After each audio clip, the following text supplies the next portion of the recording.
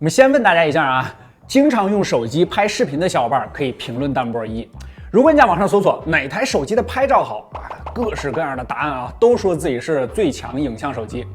但如果你要问谁拍视频最好，这回答几乎能够统一：最新款的 iPhone。其次，上一代的 iPhone。在我们以往大部分的这个测评中，苹果的综合视频能力就是强得很啊，比录像环节也都是以 iPhone 作为标杆。今天我们拉上3家挑战者，大厂三星的 S23 Ultra 啊，小米调教了很久的12S Ultra， 以及蓝厂最新的X90 Pro Plus， 看能否打破大多数人心目中最强录像手机的固有印象。好，大家好，我是王炯，欢迎收看本期小白测评。硬件配置我们就直接打出来，3款安卓几乎每颗镜头都是天花板级别的啊。至于 iPhone， 这纸面上看直接差了一截。不过有 A16也不虚啊，这个毕竟视频能力与芯片算力和算法有的时候比这拍照的关系还大。这期我们控制变量一共设置了6个对比环节，你可以根据兴趣直接跳转啊。因为受限于平台压缩和观看设备的不同，肯定和原素材啊在视觉上会有一些差异。我们强烈建议大家在各个环节把你自己的分数也打在公屏上啊，或者汇总一下啊，把你的分数发在评论区，看看大家自己心目中的 No.1 是哪一台。首要环节是预览界面，4台手机进入录像后，预览框画幅啊，视觉上都会缩小一些啊，也就是很多人说的，我一开录像啊，就感觉推得更近了一点。这是因为拍视频的比例默认是16:9，而照片默认的比例是传感器原生指数的4:3啊。现在各家呢基本都可以在顶部很便捷的选择分辨率、帧率啊、防抖等模式，但这里要吐槽一点啊，就是苹果的相机设置它不能在录像界面直接进入，而是需要单独在设置中找到相机才能修改，这也导致很多不太懂手机的大众用户啊，根本不知道长期使用默认啊，甚至整个用机周期啊都没改过啊。我自己身边就出现过这种例子，都是顶级旗舰嘛，我们就调高一点参数啊，在 4K 60帧的情况下 ，iPhone 色彩也比较还原，在转动视角的时候也是相对最流畅的。相比之下，三星的清晰度呢就不如苹果。小米在移动的时候，预览框画面会出现一些小抖动啊 ，vivo 在取景框中的画面则是出现了一些偏红啊，这个偏色很不应该啊！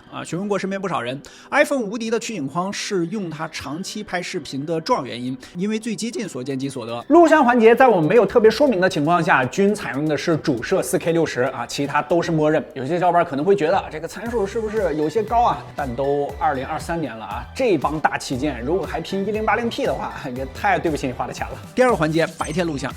光线充足的情况下，这4台旗舰的解析力差别都不大啊，但苹果的画面和白平衡啊，我们主观上认为控制是最好的，其次是三星。而在室内拍室外这种大光比的场景，iPhone 的宽容度表现也不错啊，从门口向外望去还能依稀看到远处的高楼。默认下三星和 vivo 则是一片白了啊。小米虽然不是一片白，但是和苹果相比，注意看一下暗处的细节，保留上要稍微差一些。色彩方面，小米和 vivo 的饱和度偏高，会导致你在拍比如红色的花朵啊这种场景啊，有点过于艳丽啊，就没有细节了，有点像假花。但确实在大多数场景啊，这种做法是很讨好眼球的啊。大众直接发个朋友圈啊，这个发个社交平台啊，也都挺好的啊，相当于直接给你调了色了。三星稍微有一些泛白 ，iPhone 则是正常还原出了花朵原本的颜色。江边的落日，小米和苹果出现了鬼影，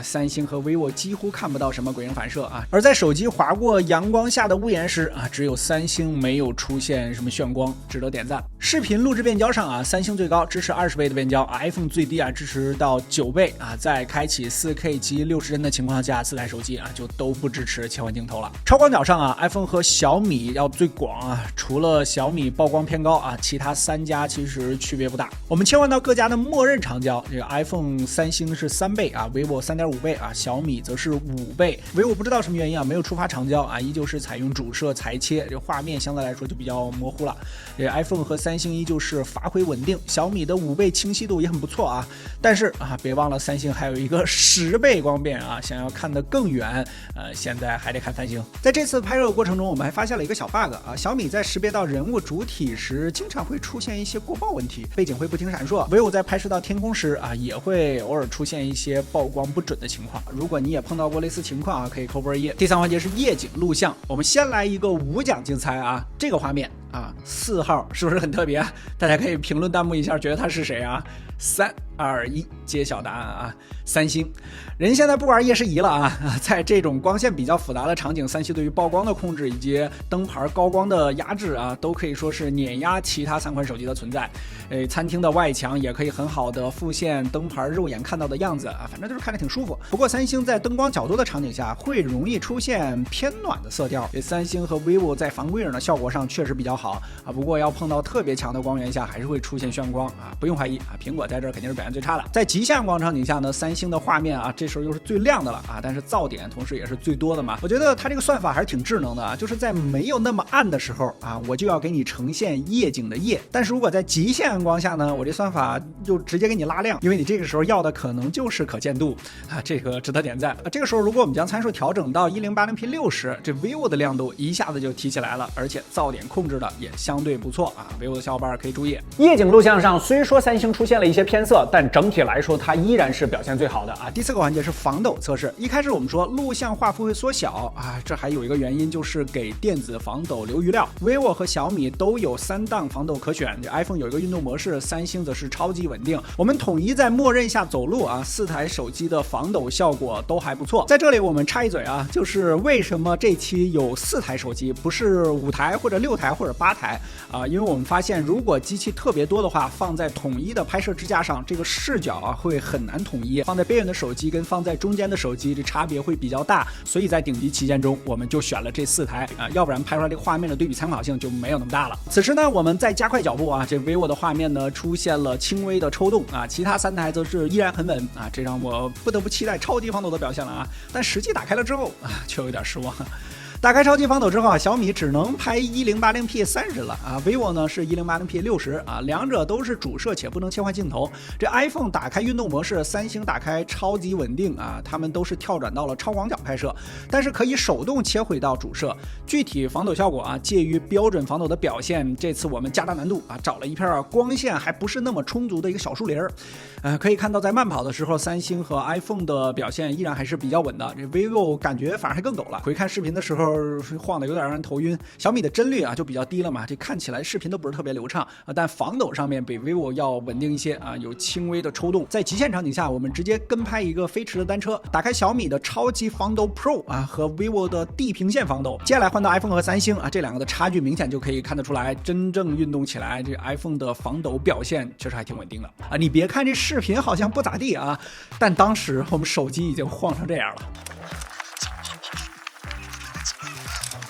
第5环节是长时间稳定性啊，这个点可能很多小伙伴平时都不是太在意啊，因为大家日常拍摄都是短期记录啊，几十秒1-2分钟啊，超过5分钟的都很少见了。但随着越来越多的人把手机当成自己的主要拍摄设备，能流畅的长时间拍 4K 60帧啊，也是需求点。这里我们用数据库统一标准的25摄氏度的环境温，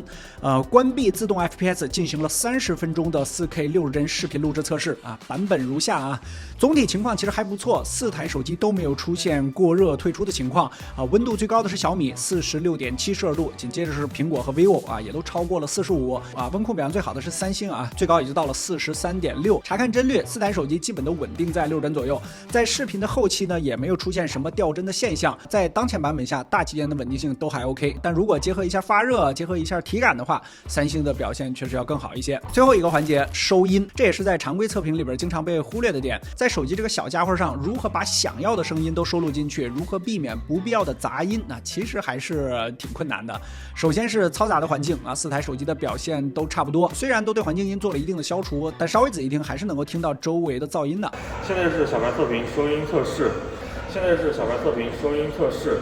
现在是小白测评收音测试，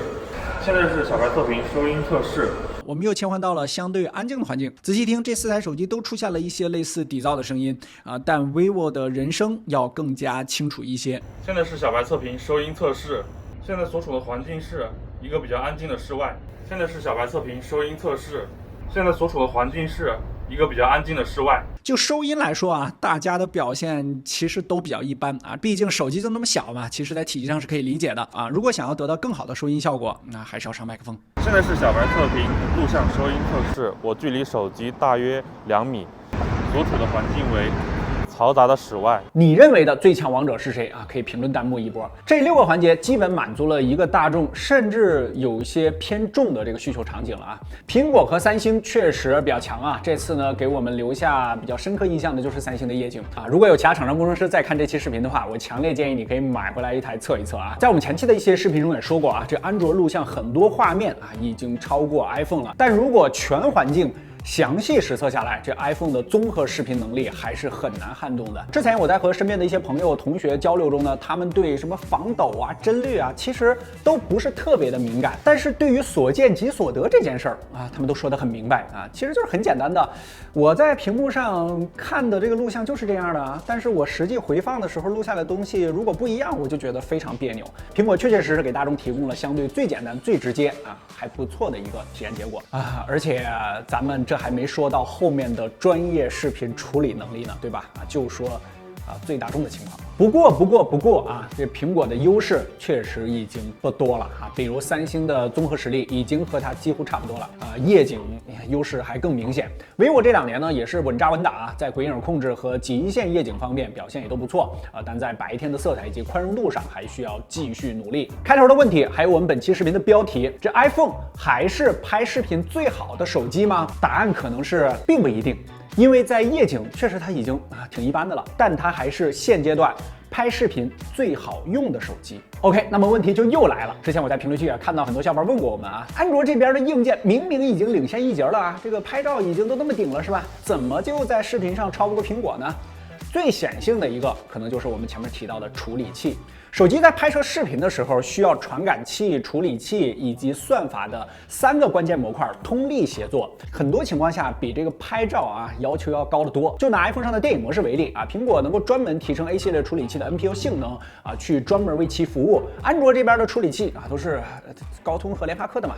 即便算力达到了啊，但是面对众多手机厂商和各种各样的机型啊，去年我记得我们过手了大几10台手机，这芯片厂商必然不可能花太多时间在适配上啊，即便是各家的顶级大旗舰，你可以数一数啊，这机圈有多少？定制的索尼传感器、自家的芯片、自家的视频算法啊，苹果都可以根据自己的具体需求去做精细的调教。三星 S23 Ultra 上的8Gen 2 Plus 啊，也是有定制的 SP 的啊。这也是很多厂商都很难超越的硬性原因。短视频时代，手机成为了人们最方便的拍摄工具啊！苹果从一个桶到过5关啊，除了展示自己的影像能力，我觉得更重要的也是鼓励人们拿起手机去做视频创作啊，去记录、去分享自己的生活。有句话说得好啊，时光会走远，影像会长存。视频虽然不能代替记忆，却能保存记忆。其实最好的视频手机，可能就是你现在手里的这一台。OK 啊，如果觉得这期视频对你产生了一点帮助，可否在下方给我们点个赞，特别感谢啊！本期视频一共掉了4321根头发啊，希望本期视频能够点赞过3万。更多人更精彩，大家在全网搜索关注小白测评。不过这天我们下期视频再见，拜拜。